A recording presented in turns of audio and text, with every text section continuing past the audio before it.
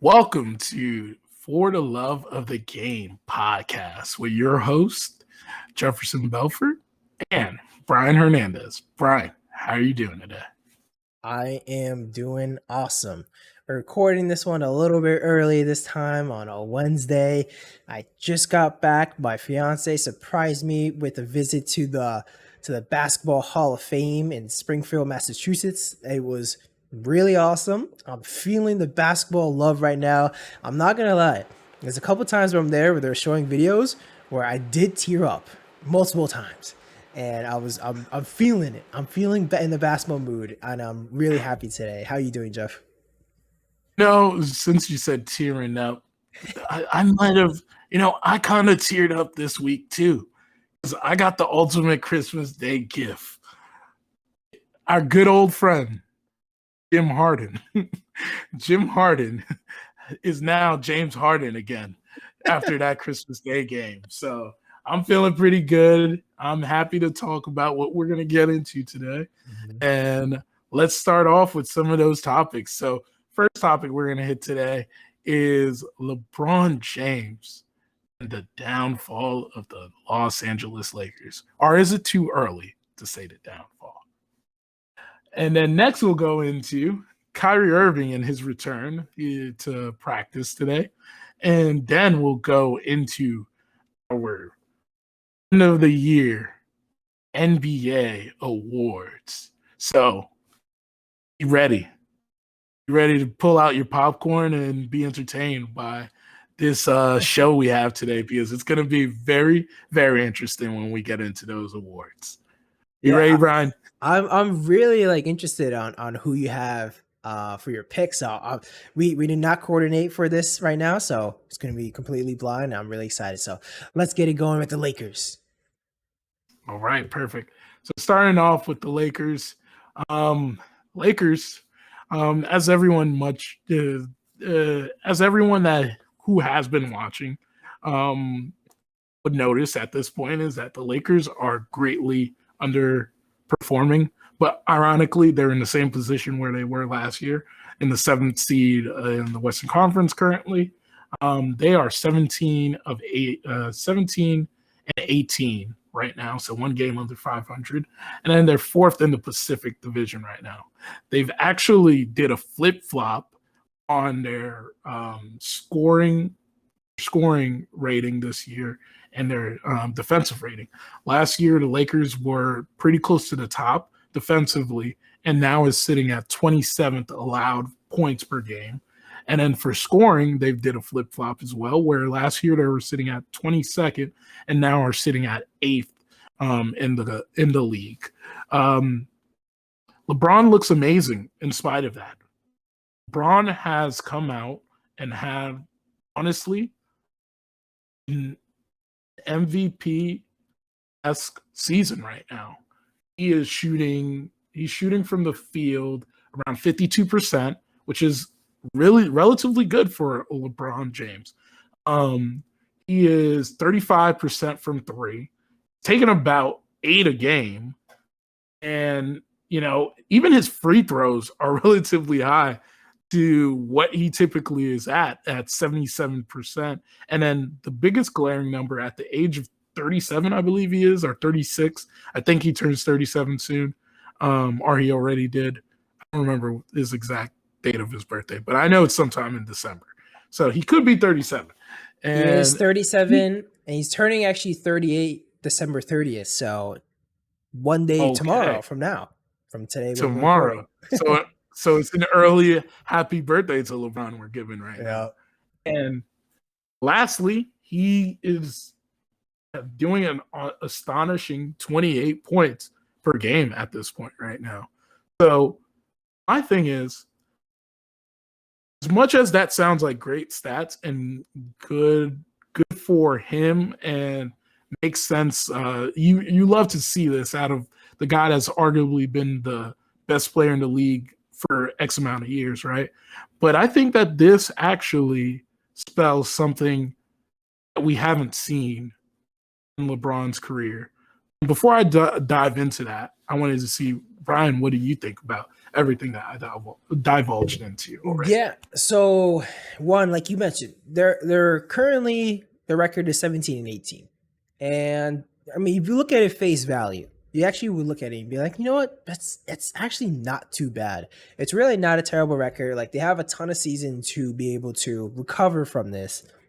But the problem is what you mentioned, Jeff, of their expectations. Most people had the Lakers as the leading favorites in the entire NBA to win the championship. And we're seeing right now, and everyone looked at that roster of all those big names and we're like, wow, this team is going to be fantastic. And yeah, like what we're seeing right now is that's kind of not where this team is going. And I mean, LeBron James, I mean, he's played 23 games out of what they're 30 something that they've played so far. So, you know, if he's playing every single game, I'm sure they'd be better than what they are right now. They would have a few more wins, but not as much as you would probably think. And it's just, they're severely just underperforming. Their main guys are kind of not looking as good. So like Russell Westbrook is not looking amazing right now. Anthony Davis is also having his injury issues. Anthony Davis has only played 27 games so far. He's shooting horrendously from three-pointer. And I had to pull it up real quick. And like, he's never actually been a fantastic three-point shooter, but like in some past years, he shot 30% on 3.5 attempts. And he's been like not terrible. But this season, he's shooting 18% on 2 attempts a game. And it's just, he is not making a lot of threes. Anthony Davis isn't looking fantastic. Westbrook is looking pretty not great. He's averaging 5 turnovers right now. I mean, if you really look at Westbrook's numbers, they seem nice on face value of like 20 points, 8 rebounds, 8 assists. Like that sounds pretty fantastic. But then you look at the five turnovers a game, and then you look at that he's shooting 31% from 3 on 4 attempts a game, and it's just you look at the deficiencies he brings to the rest of the team, not fantastic. And they're a lot of their players are just kind of inefficient, and like every high usage player that they have right now, aside from LeBron James, is extremely inefficient. And then you look at the numbers for LeBron James and his usage to his efficiency, and it's just out of this world. It's extremely good. And it's a total mess. I need to hear more from you, Jeff.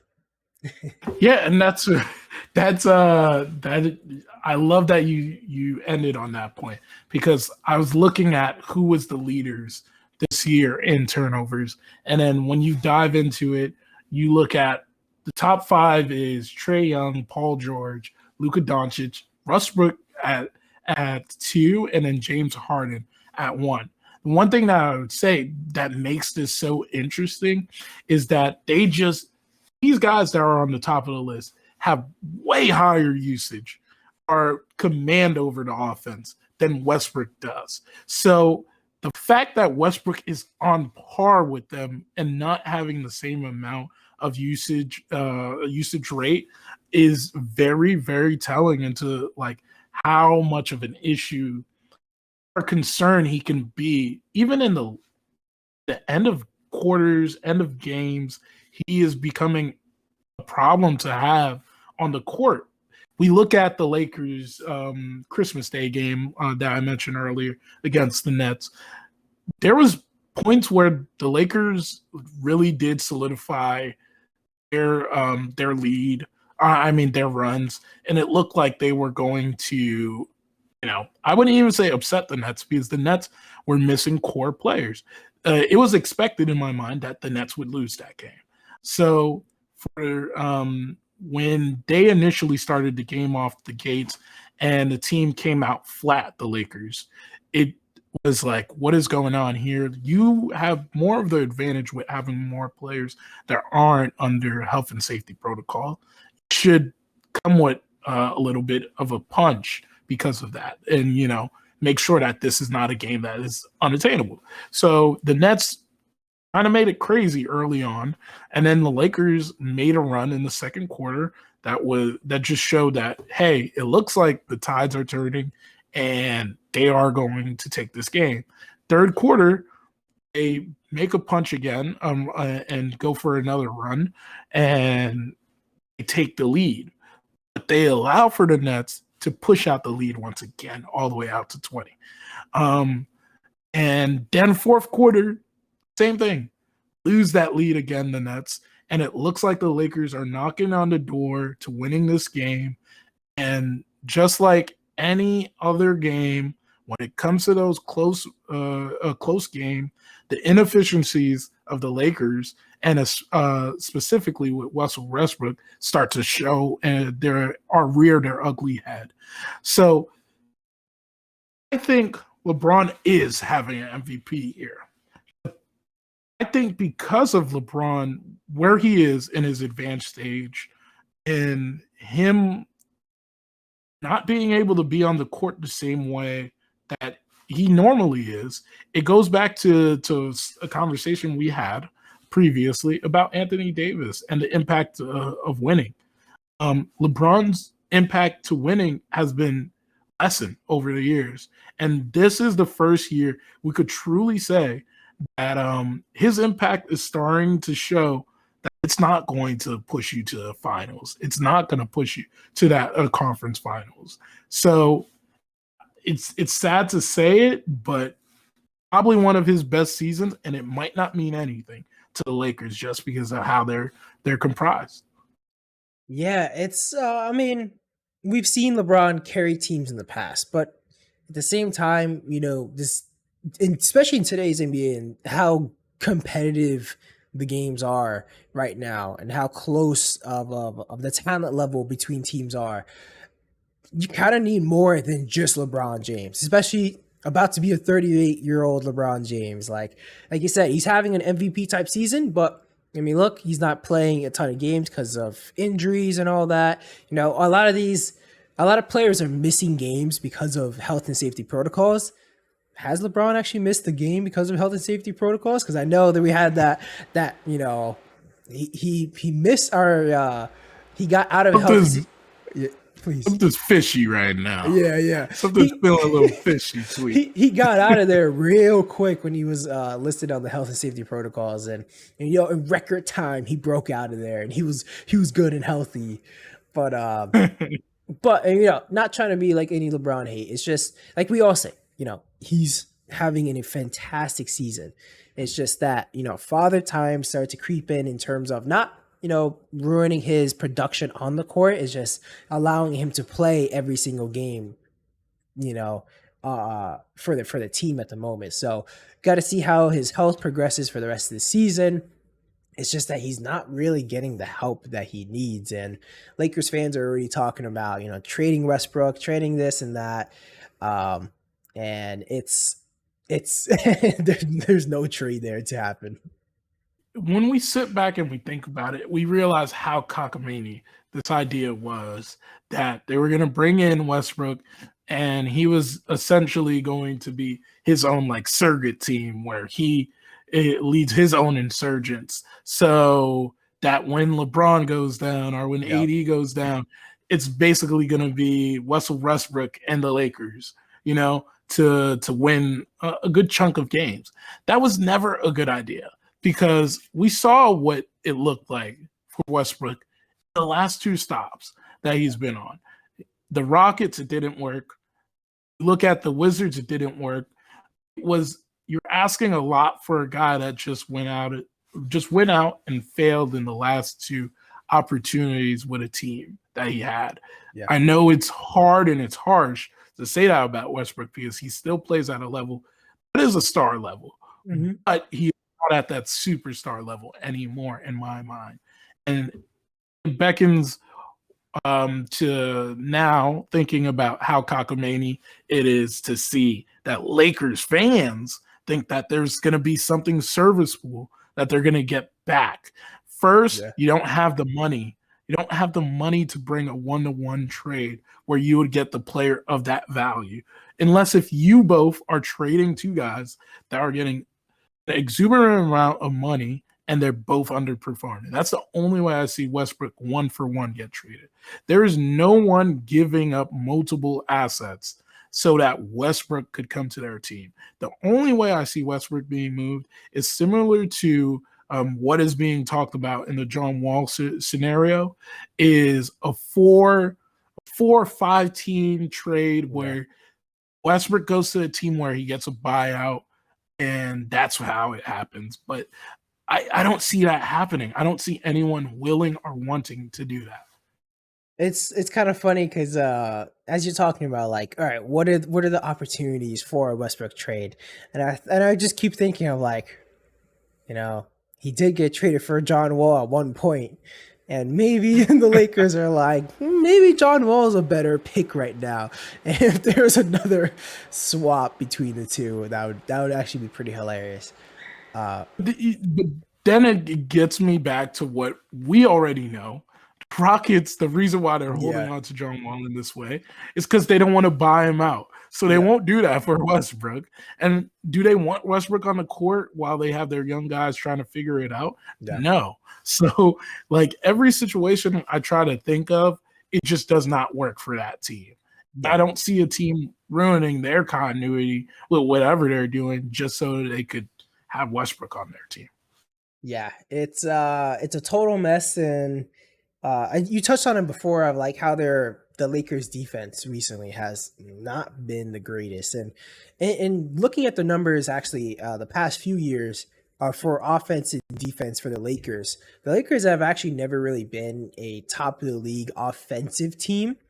But in the past, what actually made them be able to win games was their defensive presence, and they were always around the top of the league. So now, as you see, when that starts dropping off, it really hinders the team, and it's interesting to see, where they can go going forward, because as of now, it's not looking good. I like to see the buyout market, but maybe some guys want to play with their friends, those big names that we talked about before that are on the Lakers. Maybe they want to play with them, but obviously, as of right now, it sounds like, if you're a buyout, free agent, the Nets sound nice, the Suns sound nice, Utah sounds better than, playing with the dysfunctional Lakers at the moment.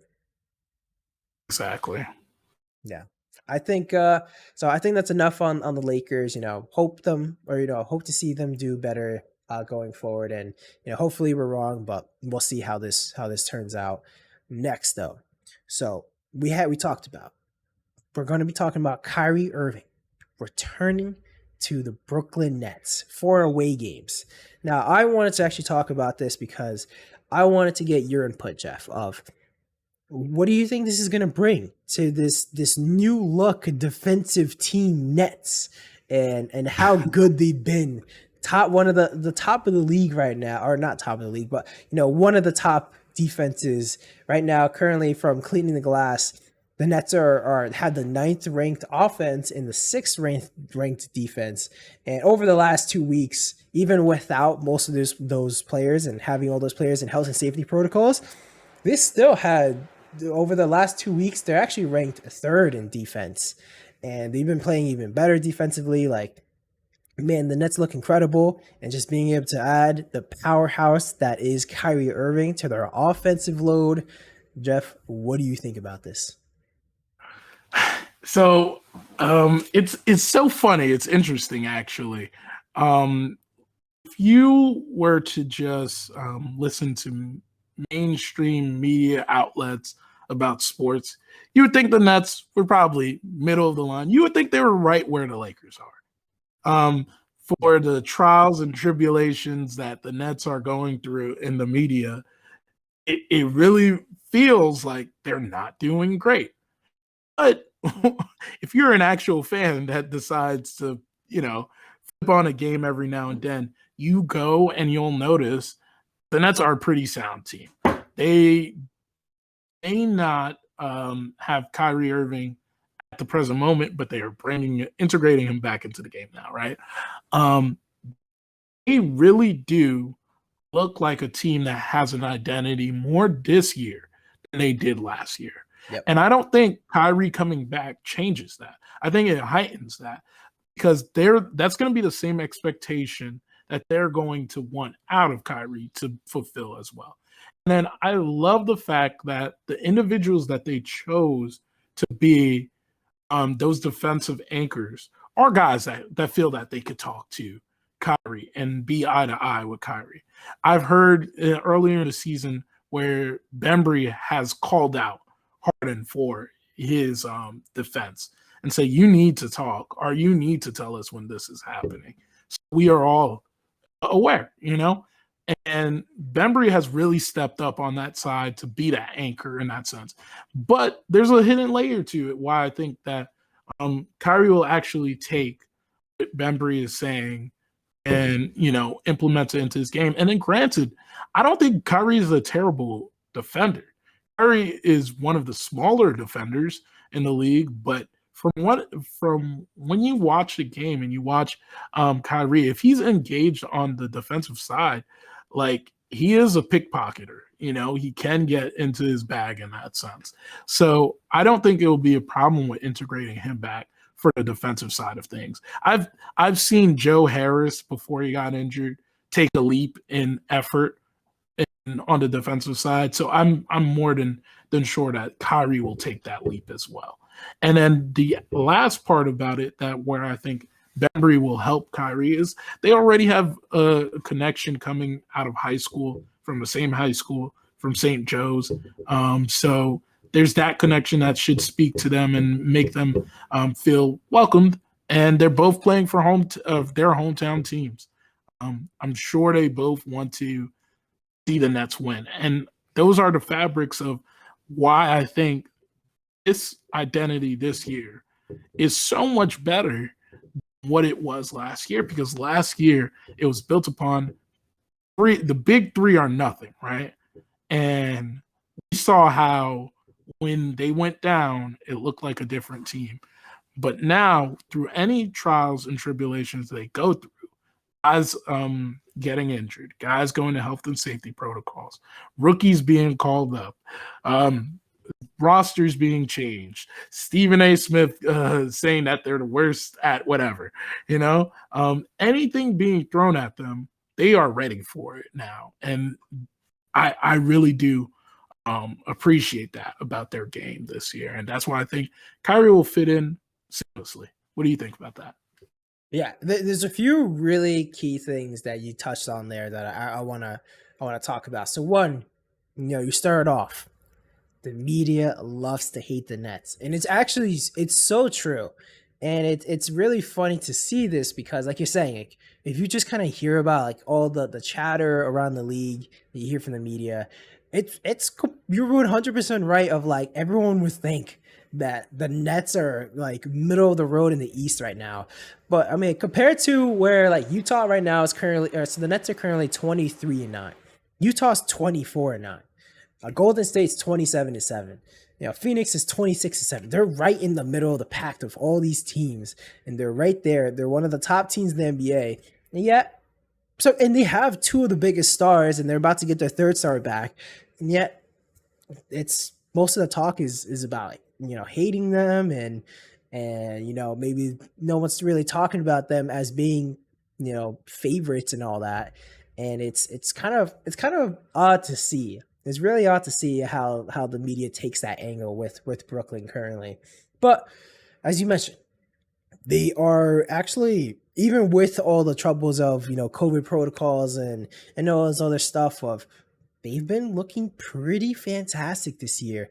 And another point, to your other point of taking a leap on the defensive side, it's really cool to see, especially when your stars and the rest of your team is taking that leap on defense and putting that effort in, because you mentioned Joe Harris is doing better and on the defensive side, and it makes complete sense of if the four other guys are hustling their butt off the entire time, how can Joe Harris just not hustle as well? And a lot of times, as you see, when it comes to defense, it's really all about hustle. And Anthony Edwards had the quote last year of like, it's like, oh, look at the Knicks, like they don't really have great players, but the entire time, all they're doing is hustling, and it's all about effort.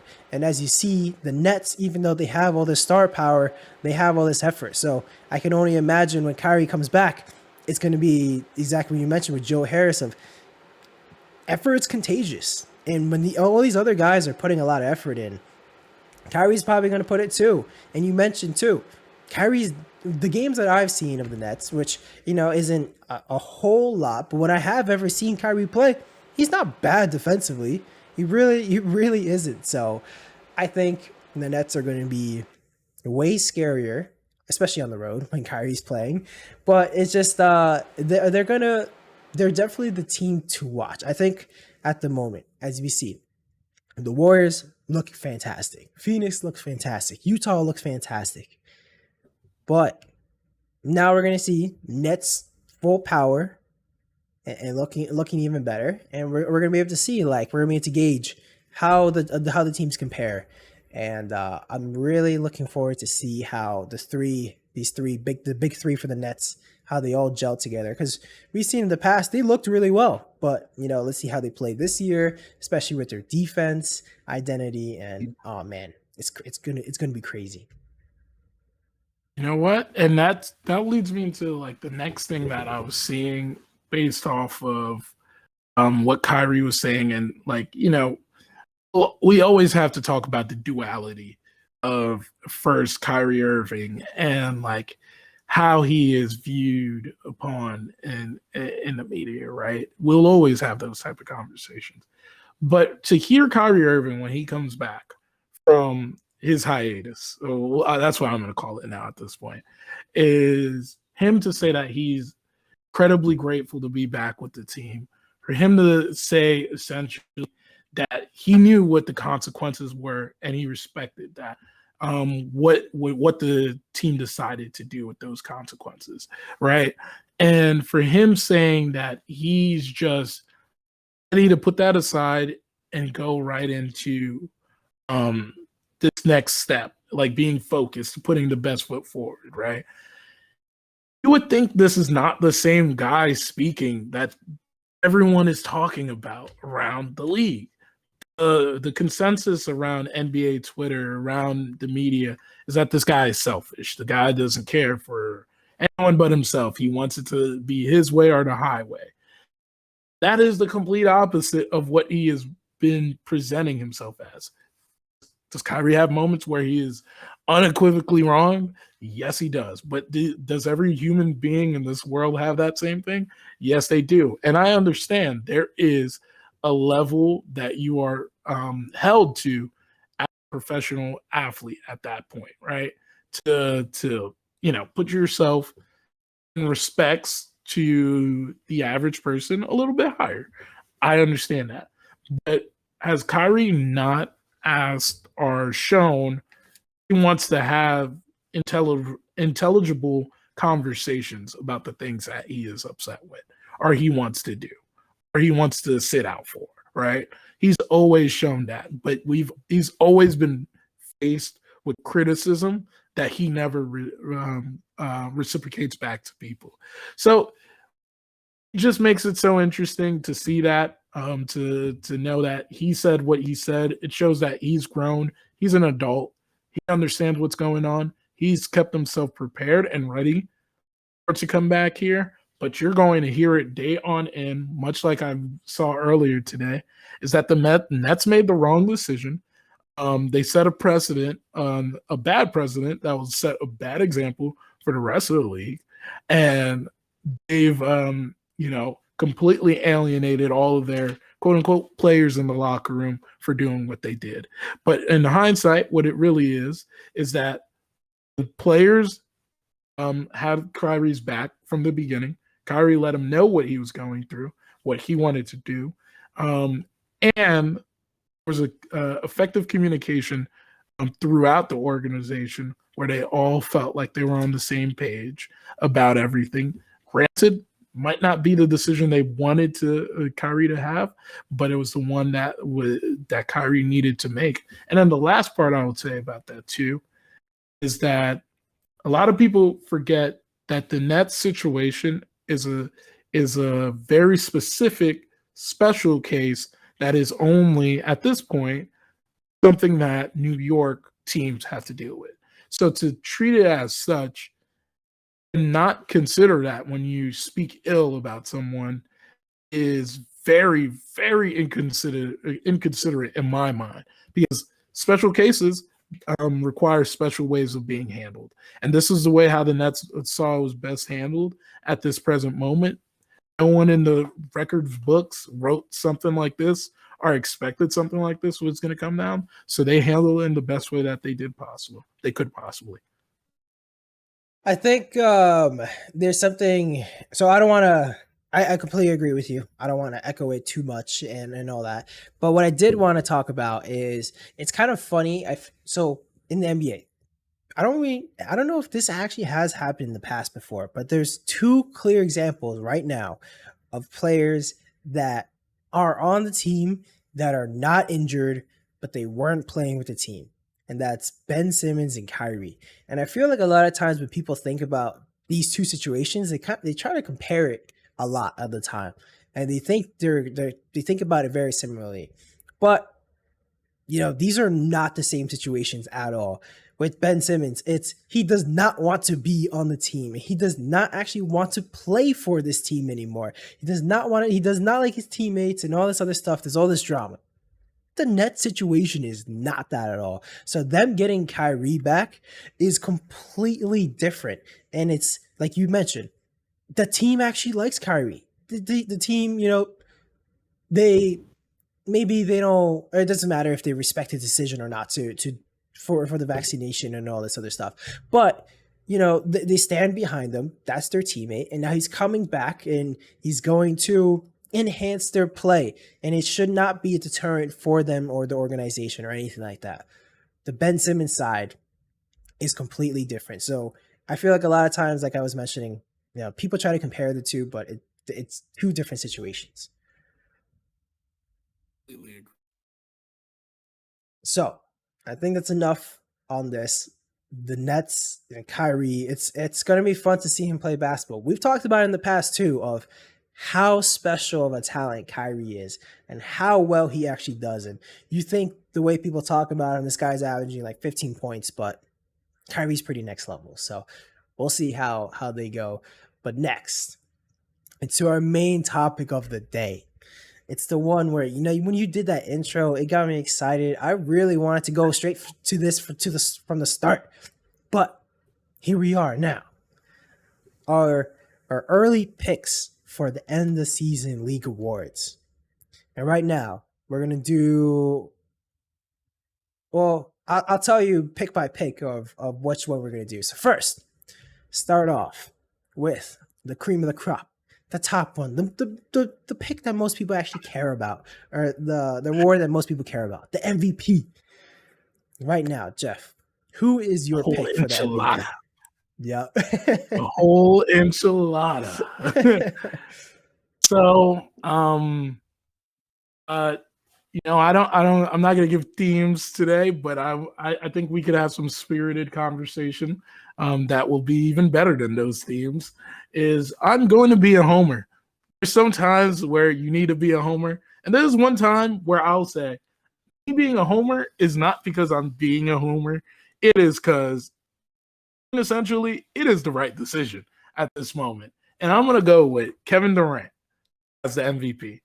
Granted, Kevin Durant has missed a few games now because of COVID, so he's probably not fresh in everyone's minds right now.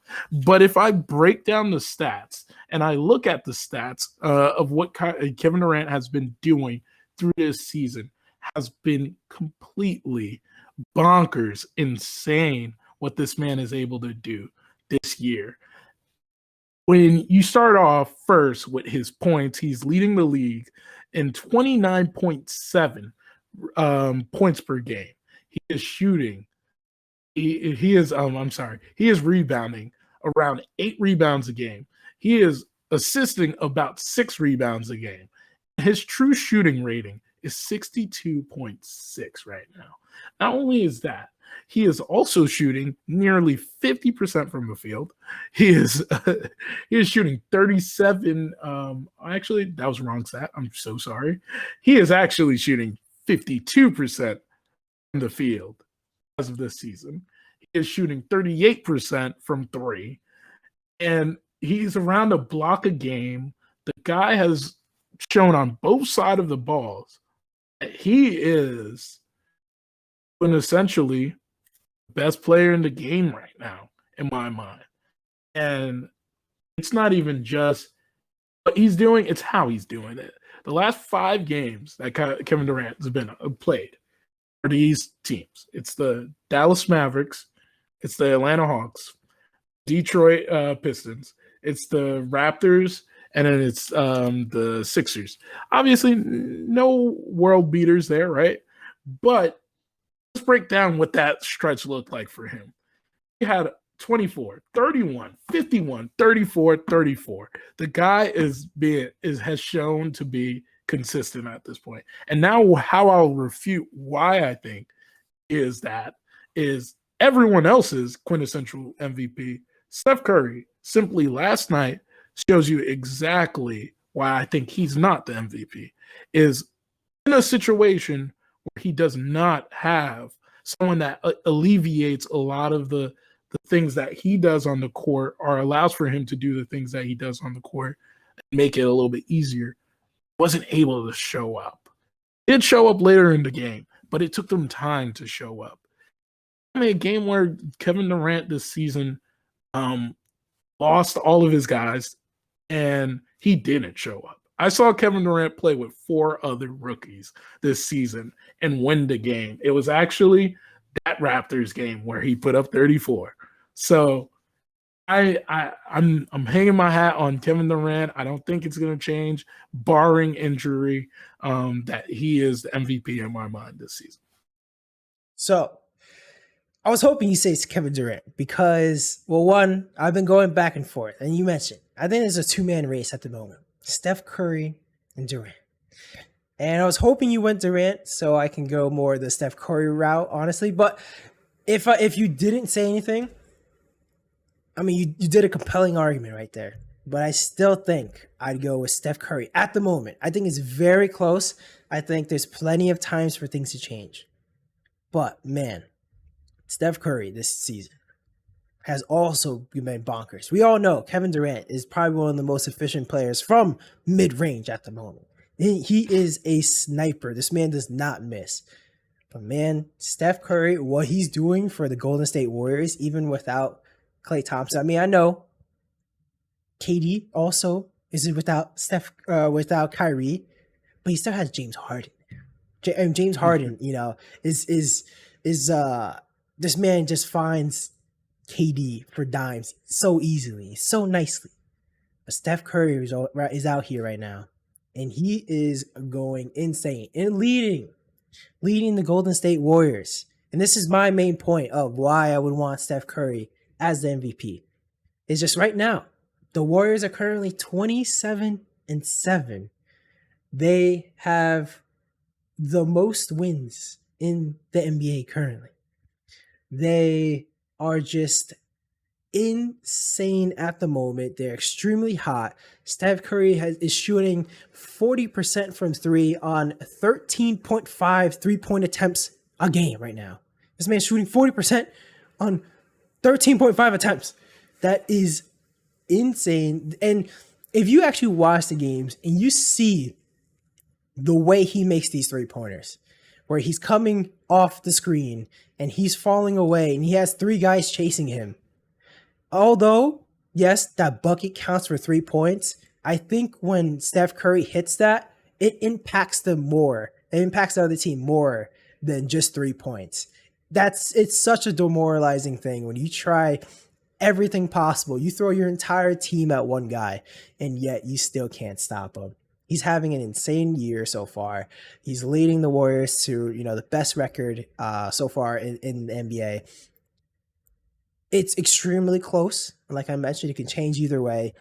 But Steph Curry, I have to give him the edge at the moment. No, and I'm gonna come back and I'm gonna refute it again, Brian. Okay, So okay. Twitter's having their field day with this. So I wanted to give you out some tour dates right now.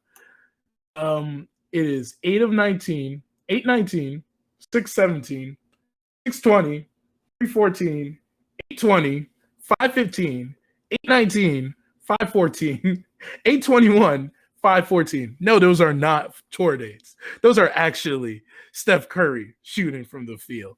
Steph Curry, granted, is one of the greatest shooters in the game, but the level of inefficiency he's showing this year it looks like to me that he is chucking it.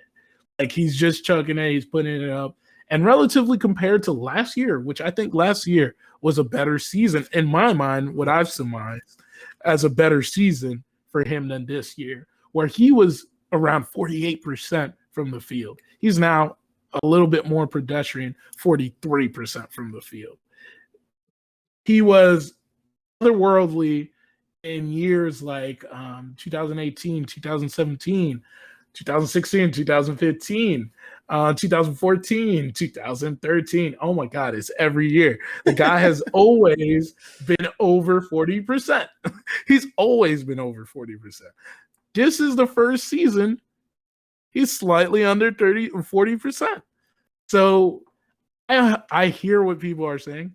I think it's a little bit of putting together where they currently are, what they were comprised of, and the surprise of what they're doing in this part of the season. But I think it really does always feel like this in my mind, that Draymond is undermined for what he really I agree. does to making the game a lot easier for Steph Curry.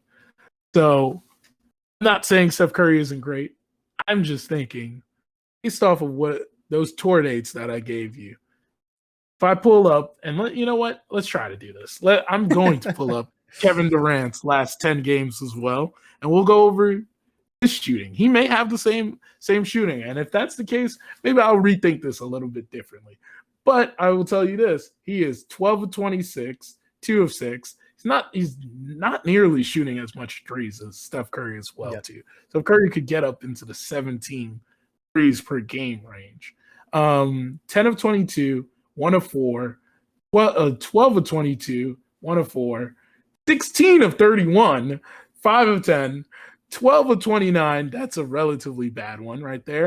Yep. And then 2 of 8, and then 13 of 24, and 2 of 3. 3 points are relatively the same for him and Curry, where he's at 38 and Curry's at 39, close to 40. And then field goal percentage, he's at 52, while Steph Curry is at 43. So the more efficient player at this point is Kevin Durant. He's just not taking nearly the same amount of threes as well. So I will keep that in mind as well. But I know that those shots, like you mentioned, are demoralizing when he drops them on these teams. But I think with what Kevin Durant has been battling with this year, with everyone talking about, are we going to see the same old James Harden that we had from before the Kyrie situation? All of those things, hearing all of those things, and just being a part of the New York media to hear those things magnified by 10 and still play at this level is why I think also he should be MVP. So I don't necessarily. That's the thing. As I mentioned before, like I don't really think you're necessarily wrong about this, and I see your point, and it definitely makes sense. And like you're saying, Kevin Durant is more efficient. He just is. I mean, the guy is insane. I just think, like you mentioned too, Steph Curry. Actually, by the numbers, Steph Curry's season last season is better than his current season.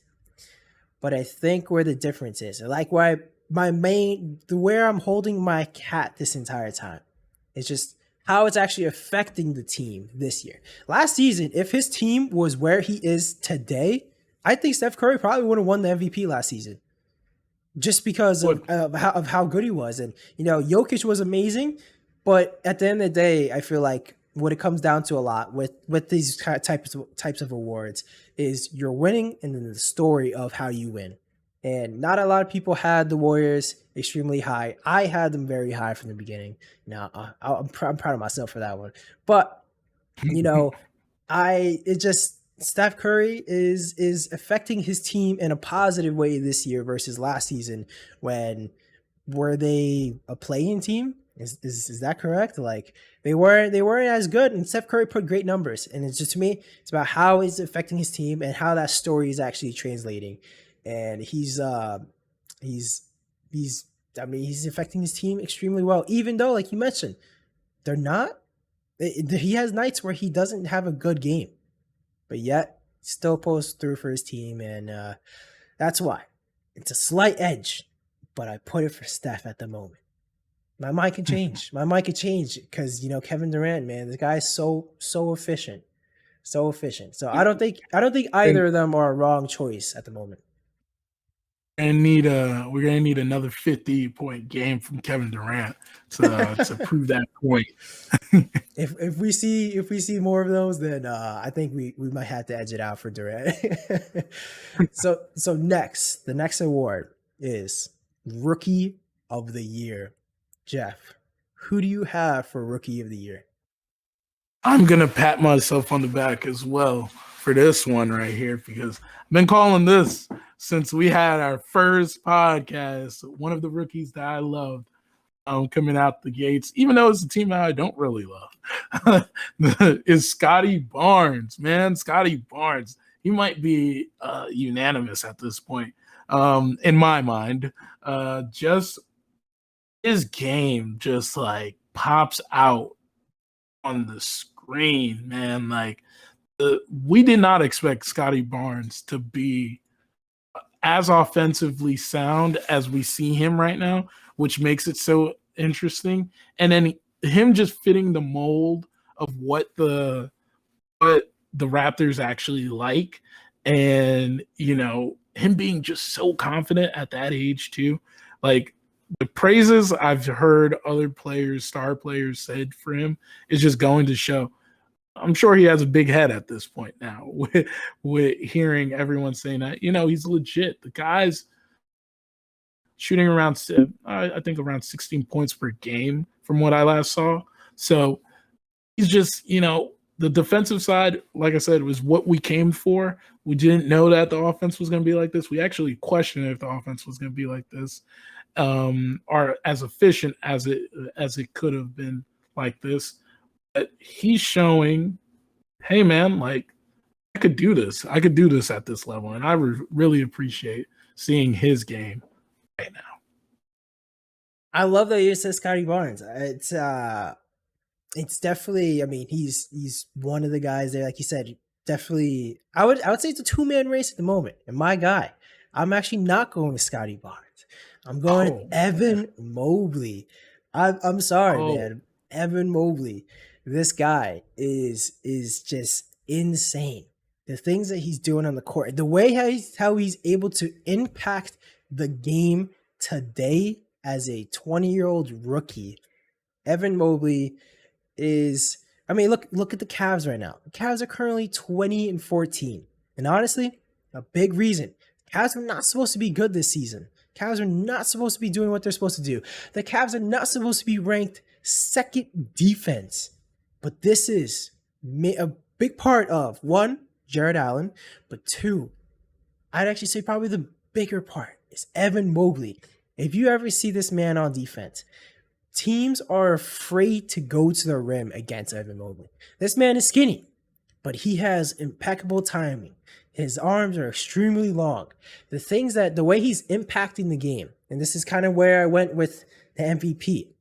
Not saying Kevin Durant is not impacting the game. Not saying Scotty Barnes is impacting the game. But just, they're doing it better than the other person at the moment. And Evan Mobley, I have to give the edge to him for Rookie of the Year.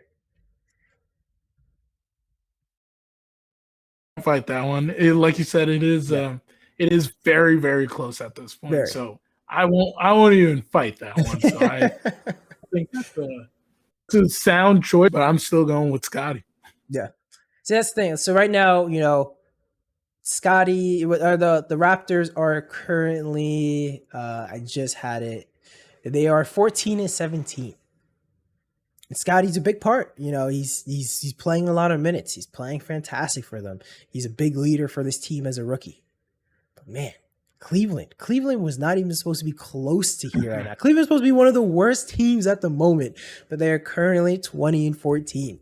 And like I said, big part of it is Evan Mobley. This man is a monster. So I'm excited to see how this race progresses going forward, because it's actually, it could be a 3-man race, because Franz Wagner is playing fantastic for the Orlando Magic. The Orlando Magic are 7-28. They're not a good team. So, I think he's third at the moment, but this man's putting up some great numbers.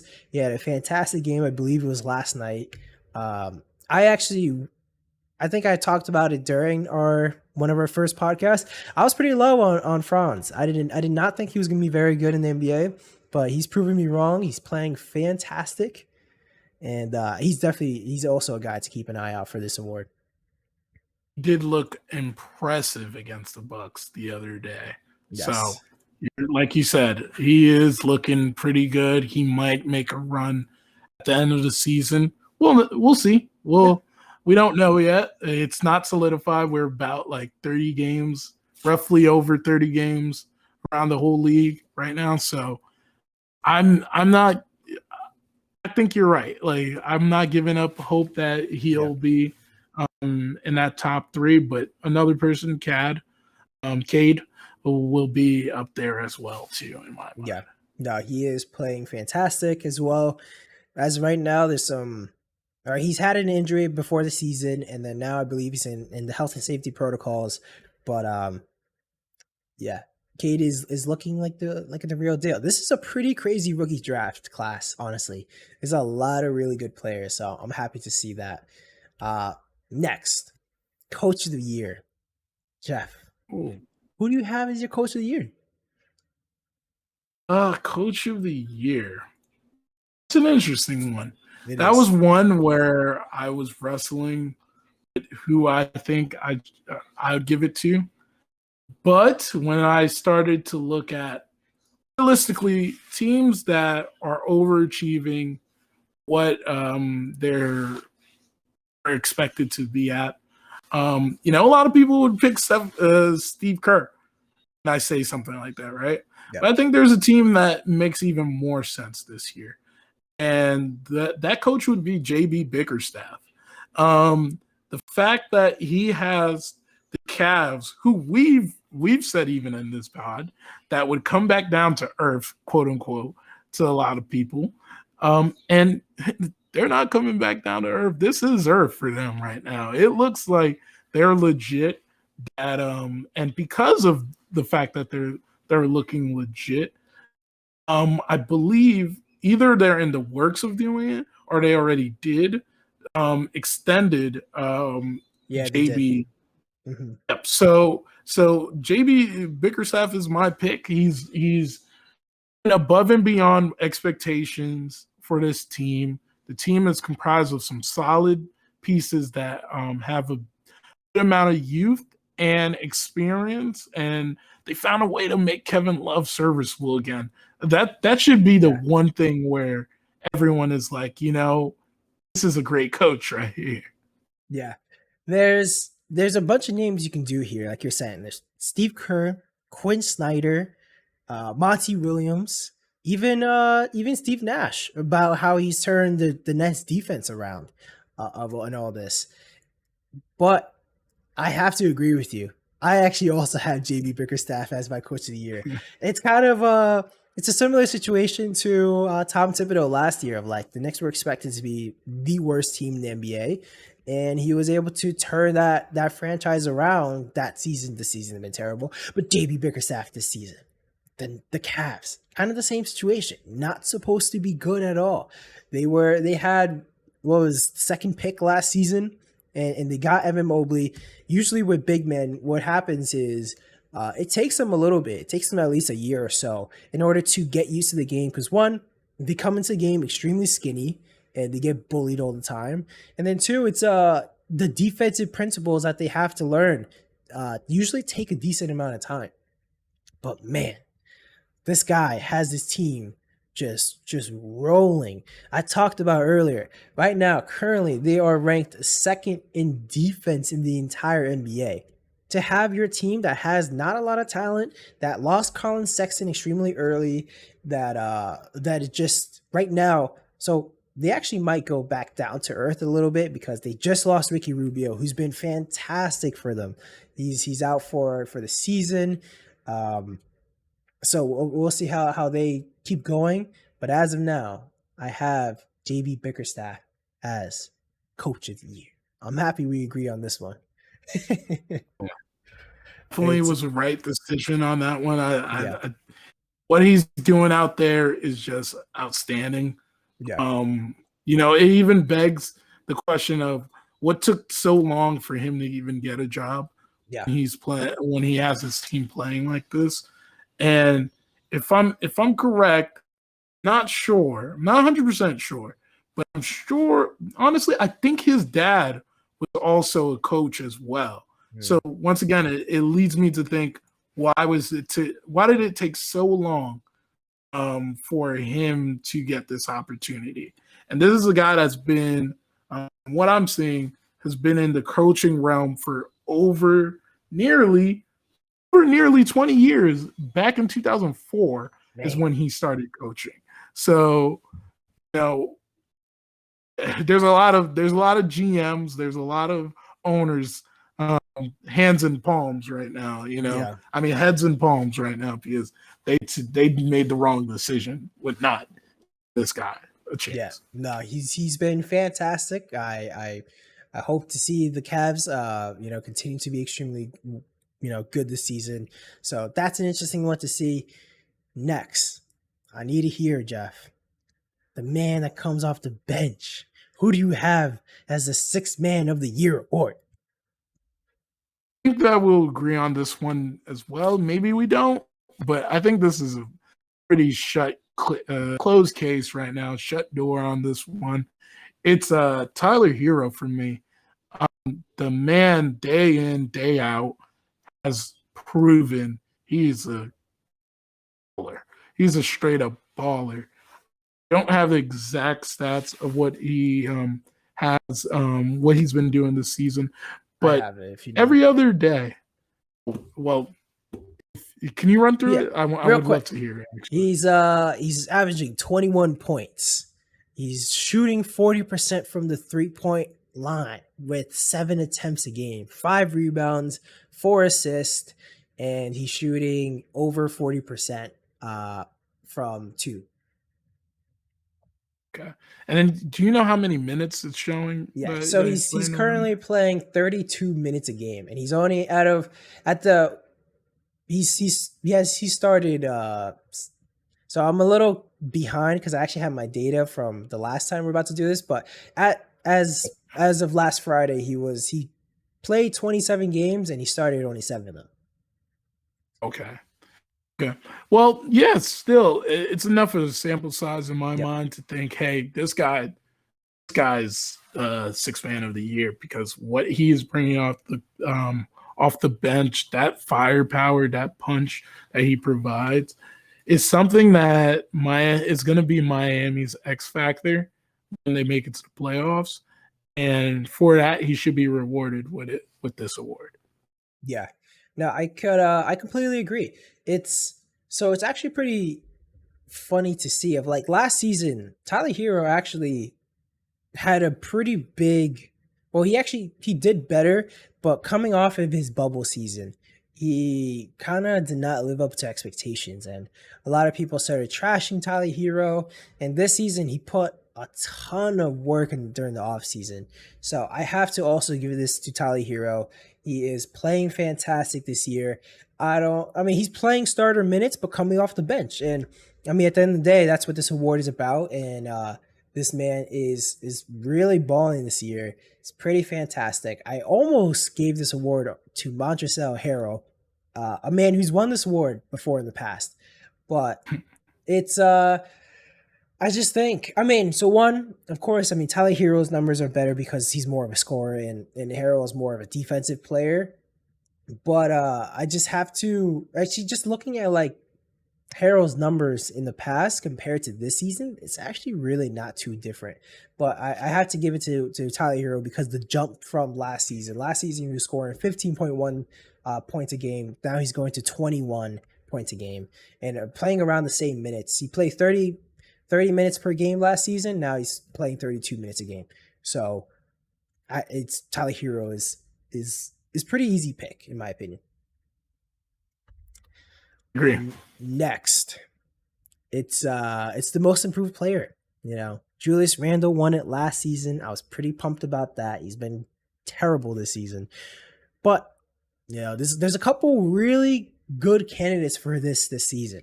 There's a lot of guys that came out and been playing pretty fantastic. The most improved player of the season. Who do you have so far, Jeff? I think we've spoken about this player in the pod previously. I really enjoyed his game and his maturation over the last couple of years.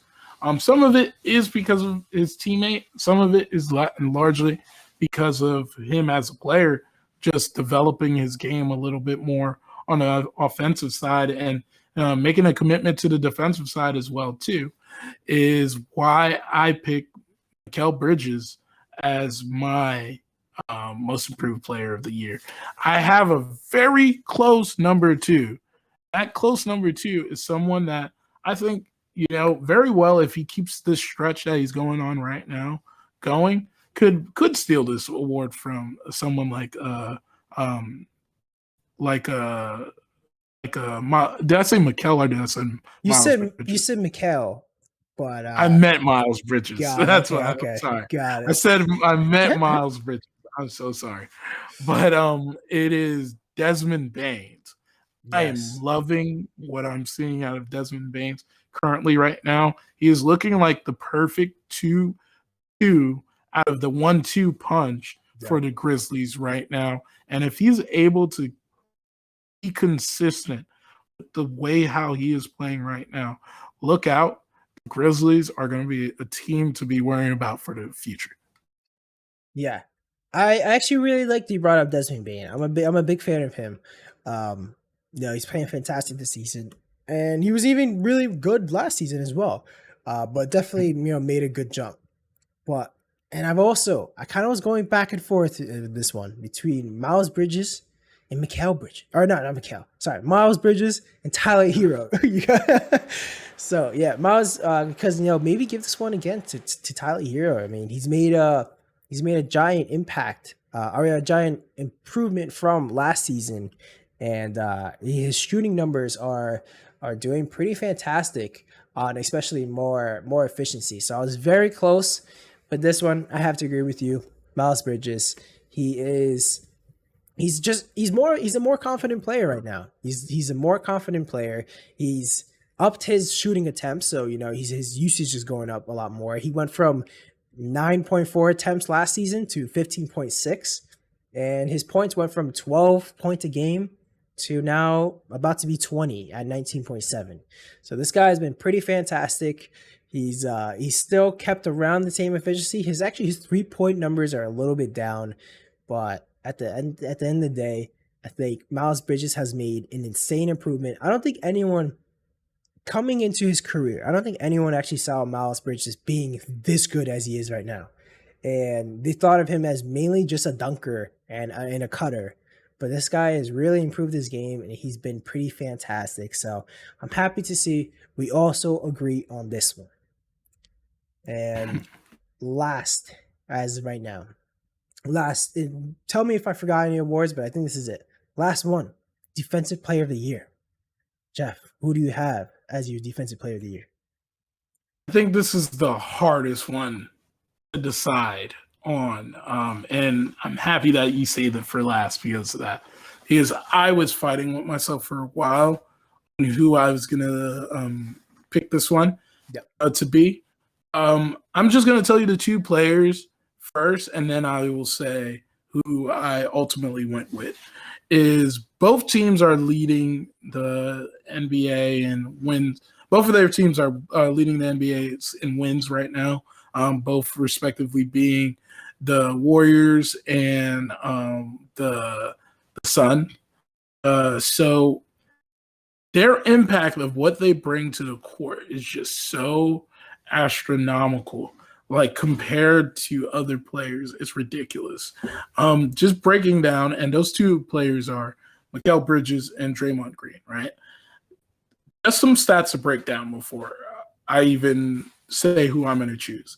Is you want to keep it in mind when you go into breaking out advanced stats is that not all the time is causation. Correlation means causation, right? Like we understand that, but there is some stats that scream out and say like this is why this person should be win this award. And one stat that I looked at and was making my determination about were value over replacement. It was defensive win share. It was even breaking down into looking at stuff as granular as blocking percentage. And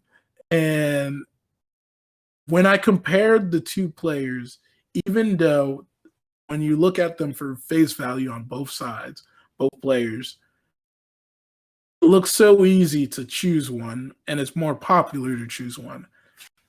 I am going to go with Mikal Bridges. Mikal Bridges is a whopping right now defensive ratings of 106. There is no player within 5 points of that around him right now. The second highest person is Gary Payton the second. Like I said, those advanced stats that I brought up, Draymond is leading a lot of them. But it always calls back to our 100 possessions. When we break it down like that, what does it look like? What does those players' stats look like? Relatively close. It's not too far off on both sides, but what he brings on he has been showing on the defensive side this year is something I don't think that should be looked down upon or should not be considered. But like I said, a lot of those stats that I bring up, even the blocking, Draymond's leading. Win shares, Mikal Bridges is winning, but defensive win shares, Draymond is slightly winning. It's very neck and neck with these two players. But like I said, the one that blows me out the most is the biggest difference of where Mikal Bridges is in his defensive rating over where Draymond Green is on his. I actually love the pick of Mikal. Mikal is, I've talked about him. Well, as soon as he got that extension, I was like, oh my God, what a steal for the Suns. I mean, this guy, like you look at his numbers, he has some really good games, but there's nothing that super stands out. And you think about as his prototype as a player, as a 3-and-D guy, but man, he is like a game changer on the defensive end. He's leading the Suns to the third best defense in the league. The Warriors have the first best defense, and at the end of the day, one guy is not enough, but they really lead the team. Mikal is fantastic this season. So I actually really enjoy the pick. I actually kind of went a different route than those two guys. I mean, those two guys, fantastic. I might have went a little bit boring route on this one, but it's just I went on the guy who's been winning it every year, Rudy Gobert. Man, it's I understand it's a little bit boring here, but man, Rudy, just looking at some of his advanced numbers, and I try to look at it like, all right, I'm trying to think like who's some other guys that like who can block a lot of shots and hold it down for their team and all this stuff like Miles Turner and all this, and looking at that, but I compare him to pretty much anyone else that I've seen so far of like how the impact and the advanced stats and like who's at the top of a lot of these these stats that I look at too, Rudy's pretty up there, man. Rudy is so good, and even just thinking about like the other players on his team, other players on his team are pretty terrible on defense, honestly. Like Donovan Mitchell's not great. You know, Joe Ingles is not great. Bogdanovich is not great. Like a lot of these other guys, they're really they're pretty bad. But yet still, Utah is the 5th ranked defense, and a lot of it is really just Rudy. Man, this guy, there's a reason why he has an insane max contract. And it's just because he's a complete defensive anchor. He is, you know, just there's a couple of things that I look at as well of like, you know, block percentage, he's in the 95th percentile. You know, foul percentage, he's 94th percentile. So, you know, he's not doing a lot of fouling. I mean, just this man is pretty fantastic. And like I said, if you want to do something more fun, I actually love Mikal. I actually love that pick. And I might honestly maybe even change my pick to him. But before this, I wanted to keep it. I had it locked in as Rudy. And for now, I'm going with Rudy. I will actually walk back my statements because we are not like the sports pundits on ESPN or on Fox. I had a misunderstanding of how the defensive rating goes. It is actually you're shooting to go lower. So Mikal Bridges is actually middle of the pack, which now makes me go and say, I'm going to revise what I said and go with Draymond Green. But looking at it right now too, there's some good names on this list, some unexpected names on this list too, for who's high on this defensive rating list. Draymond right up top, and then Rudy Gobert, like you said, is right behind him. It's tenths of a difference between them. So, like I said, I apologize for misconstruing how that goes. I thought you went higher, not lower. But no, all three of those guys are having amazing years on the defensive side of the ball. I think it's important for to see Mikal take this leap and continue to be this defensive player consistently on the same level as Draymond and Rudy Gobert, for us to consistently have this conversation of him being in contention as well. So we'll see. But it's very early. Maybe Mikal does come back and steal it. Yeah, no, it's definitely possible. Actually, what you mentioned about like Draymond, of like, you know, how good he is, and honestly, even though like we can look at all these advanced numbers and all that, there's a lot of things that Draymond does that's so slight that just pretty much, you know, he's orchestrating the entire the defense on his team by himself, and like it's pretty next level. I forget exactly the guy who does it, but on the Ringer, if you look up like Draymond Green, he's a guy, he used to do videos. He used to go by or Kyle J Man, or J Kyle Man, I think it is. If you look at his video with Draymond Green, I highly suggest it. It's pretty fantastic. He goes really in depth of like how Draymond really impacts the game on the defensive side, and it's pretty next level stuff. So, you know, all three of these guys, I can never be mad with any of them. But this was actually really fun to go over our awards. So I want to go over yours real quick. Let's do a quick recap. Your MVP, Kevin Durant. Your Rookie of the Year, Scotty Barnes. Coach of the Year, we both agreed, JB Bickerstaff as of now. Sixth Man of the Year, also both agreed, Tyler Hero. Most Improved Player, we actually both agreed on this one as well, Miles Bridges. And then Defensive Player, you have Draymond Green, I have Rudy. And I thought this was a pretty good list here. I thought these are really good. And we have some really good points to back it up. But exactly. Yeah. Before I move on, do you have anything else you wanna say about that? I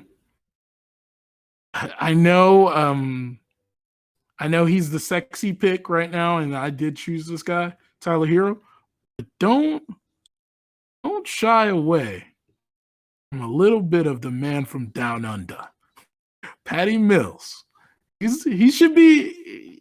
We should keep a close eye Yeah. on what he does when other players are integrated back, and he is actually in that role off the bench of Yep. whether or not he could be in contention for that six man of the world, 6 man of the year pick. I definitely think he should be in the conversation, like you're saying, eventually.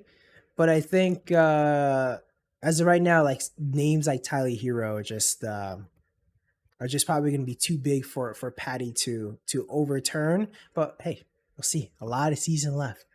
A lot of season left. Exactly. So really quick, a weekly roundup. I have to do it. Not a ton of news, but the little bit that we do have, there's some niceness in here. So one, Ricky Rubio. We talked about it a little bit. Ricky Rubio is out for the rest of the season with a season-ending ACL tear on his left knee. Jeff, what do you think about this? You said it earlier. It is a big blow. The impact that he has brought on the offensive side when since Sexton has gotten injured as well. Now they're dealing with health and safety protocol where they're missing a number of guys as well too. Makes this an even bigger blow. I do think, like we said, this might be a difficult period in their season right now, but I don't think that it ultimately will change anything for them in the long term. Those guys are going to come back, and fortunately, and hopefully, actually, you're going to hope that they've, even if they could save 500 in this time, while not having the other guys, they could survive. But Ricky Rubio will be dearly missed for them at this point. Yeah, he's pretty game changing for them this season. It's for a season that's been going like so well for the Cavs, they've been dealt some pretty big blows, and losing Colin Sexton, I think, who was their leading scorer at the time. Now losing Ricky Rubio, who's picked up the slack for Colin Sexton. Darius Garland's just got announced in the health and safety protocol, so we'll see how they do. Next, the Jazz. It's about the Jazz. The Jazz are expected to explore trades for Joe Ingles. And there's multiple teams that are announced to be interested in Joe Ingles. Jeff, what do you think about this? I'd love to see what the list of teams that are exploring this, right? Yeah. Joe Ingles is comparable. I wouldn't say he's better than this player. Is comparable in play as Joe Harris. I like what he brings on as being a spot up shooter. Yeah. And he doesn't allow for his game to just be that. He could still slash to the rim. Obviously, he's not a high flyer. We all know that. Everybody understands their limitations, and Joel Engel understands that very well, right? So I'm not expecting him to be out here throwing tomahawks or anything, but he is a good spot up shooter. Could get his way to the rim. He's a decent facilitator. Decent would be the best word, I would say.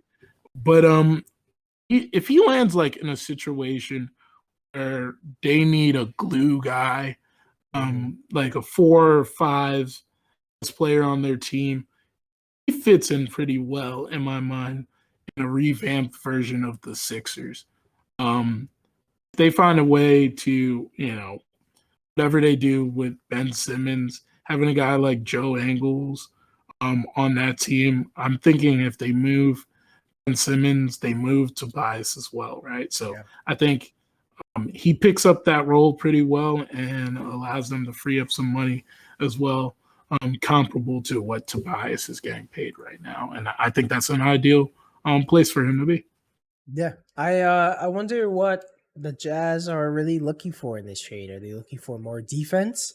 Now, they have a lot of really good scores to begin with, so are they looking for a little bit more of that? Looking for something like what Joe Ingles usually doesn't really bring to the table that well. More athleticism, maybe so. We'll see what happens there. And last, the most spiciest news of all is Woj. So this is a legit article. Woj reported just around 24 hours ago that the Cavs are a team to watch for acquiring Ben Simmons. Jeff, what do you think about this news?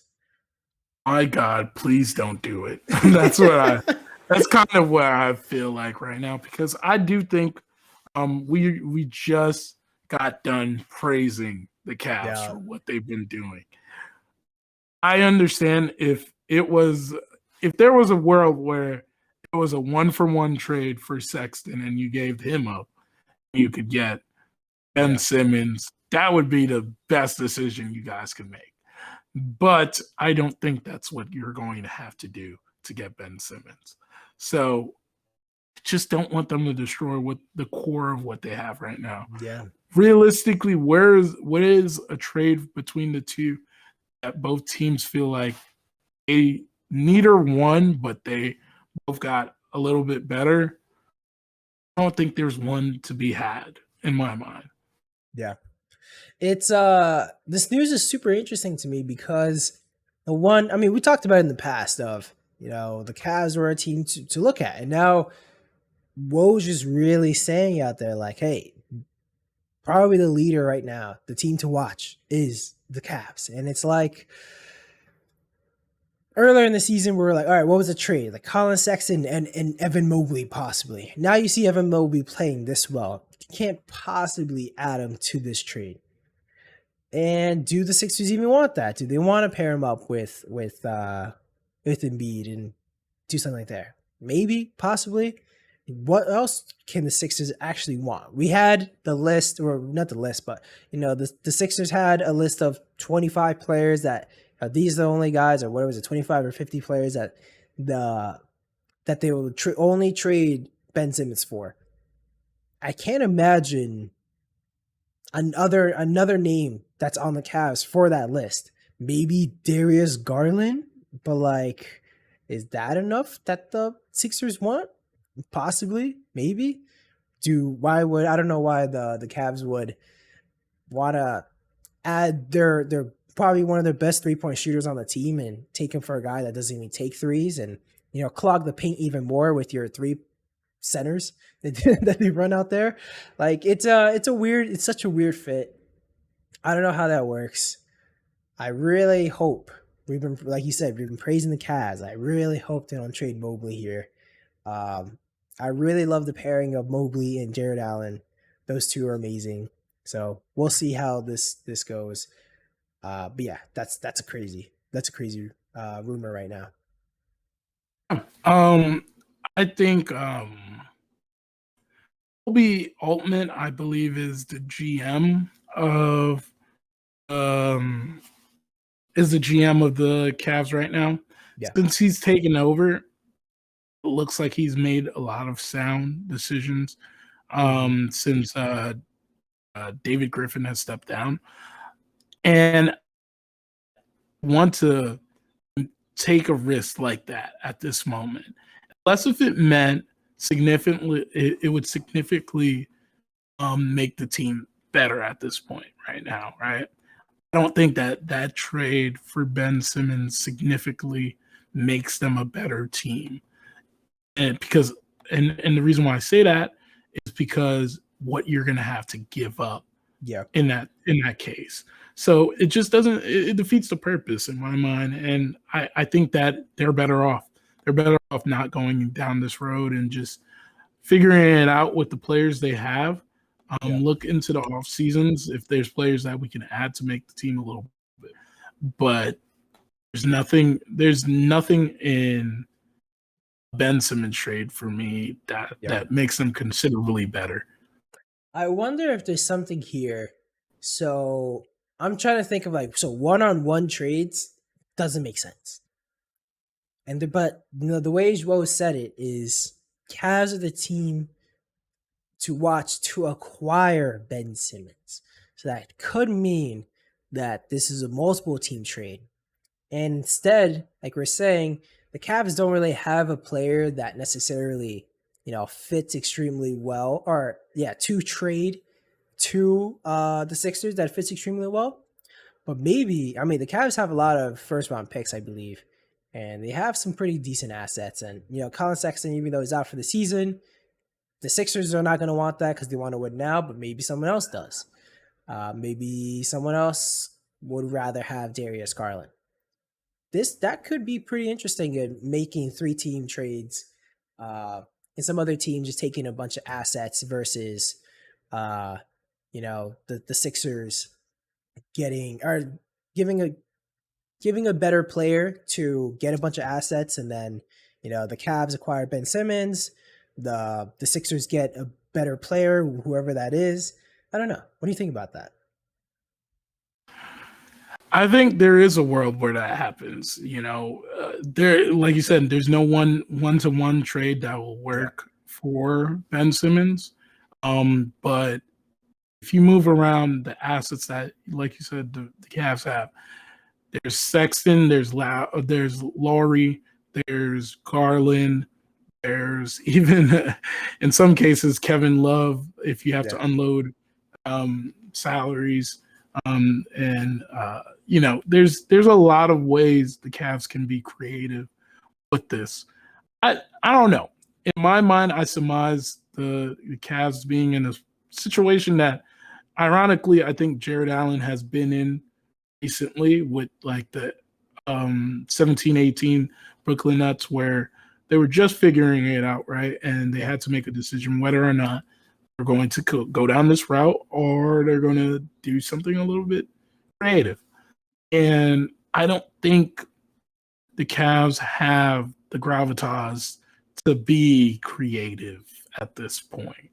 Yeah. And if they are going to be creative, it's going to have to be a Masai Ujiri's level of creativity, where you're leveraging a lot of things, but for the short term, this will make so much sense, and it will impact the team so much that this works.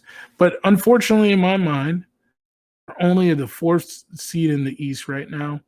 Any trade they make right now, barring that it's adding Kevin Durant, Steph Curry, LeBron James, which people are talking about, LeBron James, whatever superstar in the league right now, it's coming to that team. Ben Simmons is nothing compared to those players and will not be able to lift this team to that height where they could compete with these teams right now. Yeah, I mean, what I could see is, I guess it kind of contradicts what you're saying there of like, Ben Simmons is not that level of all these other superstars, but you know what? Maybe the Cavs are like, wow, we have a real opportunity to potentially try to win this year, and then give up a bunch of assets, acquire Ben Simmons, maybe a fresh start and all this time off and all this other stuff that Ben Simmons has had to work on his game. Maybe Ben Simmons comes back as Ben Simmons of old, and is looking at like one of the best young players in the NBA, and maybe he can shoot a little bit. Who knows? But and he still would add even more defense to this team that's already extremely good on defense. Like maybe that does something for them, and maybe that gets them excited. Maybe that thought of the potential of Ben Simmons, which is what the Sixers are selling. They're not necessarily selling the last game that we saw of Ben Simmons because that was terrible, but it's always the thought of look at him when he was at his best.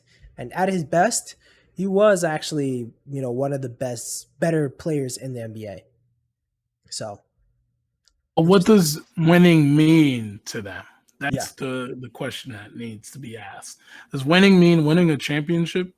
Because yes, it gets them closer, but it gets me as close as it would get. It gets them as close as it gets me as close to being with like the hottest girl ever in the world, right? Like I'm an inch closer. It doesn't mean that I got it, right? Like that's how I feel about the whole Ben Simmons thing.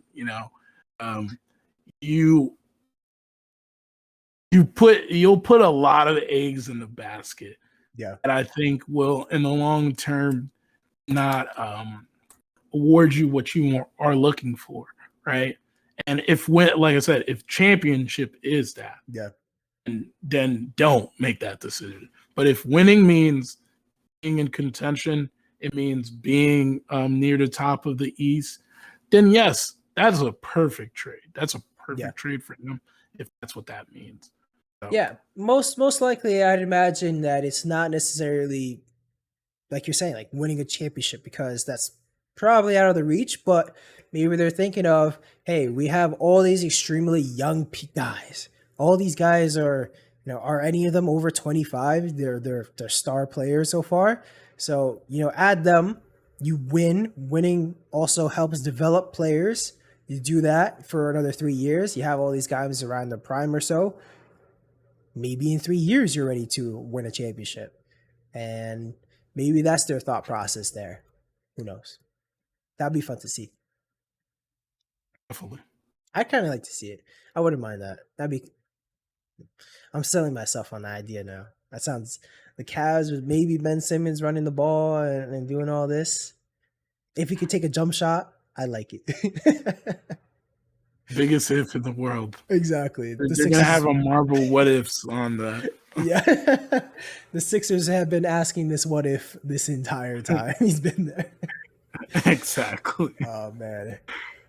Ooh, yeah, I think that's all the weekly roundup. I guess, Jeff, before we close it out, do you have anything else you want to add? Yeah, I don't know if you've gotten to seeing this yet, but quickly actually today has a jersey that misspelled his name. Pod, if you haven't seen this yet, run and go see this. It's pretty funny. They mixed up the I and the C and then put the C over the I. And it's always funny to see those jersey blunders. Yeah. But I think we hit a lot of things on this week, closing out the year.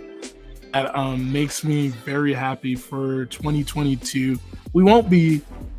This will be our last time talking to you guys until 2022. So, we hope you have an amazing New Year's. Wish for extended health and for prospering in 2022. I hope for this podcast also to prosper in 2022. We're making small gains. Small gains gets the wins in the long run, right? On the Twitter side of things, we're getting closer and closer to about 50 followers. I know it sounds small, but every follower is appreciated, and everyone that decides to listen to this podcast, no matter the medium that you choose, we greatly appreciate. And hopefully in this next year, we'll be able to take it to a level even higher than we did in 2021. Man, Jeff, I think that was extremely well said. I echo everything that you said. And I'm just extremely grateful to have this opportunity to do this podcast with you and have our listeners. And this has been a really fun year, trying to stay extremely consistent. And man, this has been awesome so far. So last podcast of 2021, I completely forgot about that until right now.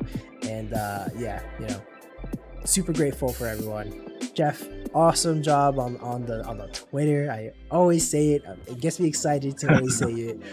50 followers, like you mentioned, it's pretty exciting. For all this to happen pretty organically, and really appreciate all the listeners. So please share, like, follow, do everything you need. That really helps us out. And this is a good one. Last episode, 2021. That's episode 15.